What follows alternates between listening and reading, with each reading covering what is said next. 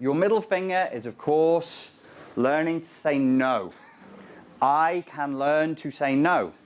Safely, calmly, happily, with a smile on your face. Some people with CPTSD, every time they say no, they go into either massive fight mode. It's got to be a brawl. You know, would you like this ice cream? No! Stop imposing on my boundaries with your ice cream. Or fawning, or flight, or freeze. You know, it just completely triggers people with CPTSD.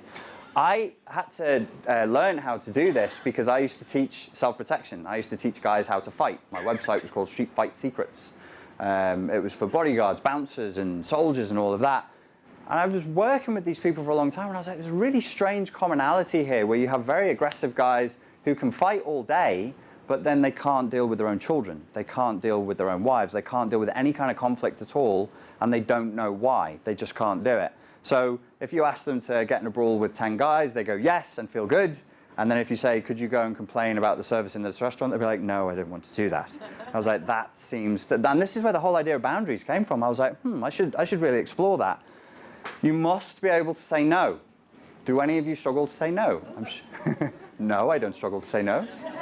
The reason why most people who do have this particular tendency of not being able to say no is no was probably made verboten in the cult in which you were raised. You must not say no to the Führer. You must not say no to the tyrant. No is not allowed. No is punishment. No is anger. No is abandonment. You don't say no to me. One of my parents, she would literally say that to me, and she was a rageaholic. One of my parents, that gives it away, didn't it? Well done. You have no idea which one. Sorry? You don't care about saying no, but you know there's going to be a consequence if you get battered. Is it bad if you don't care about saying no, anyway, because even if you know you're going to get battered? Yeah. It's bad if you're going to get battered. Well, this is it. I mean, I just sort of got conditioned to just say no whether I was going to get hit or not. Whether you got hit or not. So you probably have developed a fight response. Okay.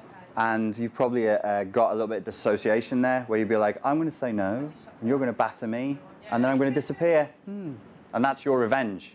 But that revenge, that's a passive revenge that requires self-abandonment. You're going, go on, show me how awful you are by doing the dreadful thing. And that's how you win. You're like Gandhi. Keep beating me. Keep beating. Yeah. Yeah. It's not great, is it? I mean, it's not healthy. You have to understand when people choose to say no. Oh yes, you do. Of course. There shouldn't be many situations in your life where saying no gets you battered. Yeah. By that definition, that's an abusive scenario. Yeah, so, you know, off the top of my head, I can't think of anything recently where if I had just said to somebody, no, thank you, I don't want to do that. You know, I was saying on the YouTube channel, non serviam. Remember the Latin motto, non serviam, non serviam. That's a bit strong for some people. Zizek uses, I can't remember who came up with it, but it's just, I prefer not to. I would prefer not to. I would prefer not to, which is another wonderful phrase.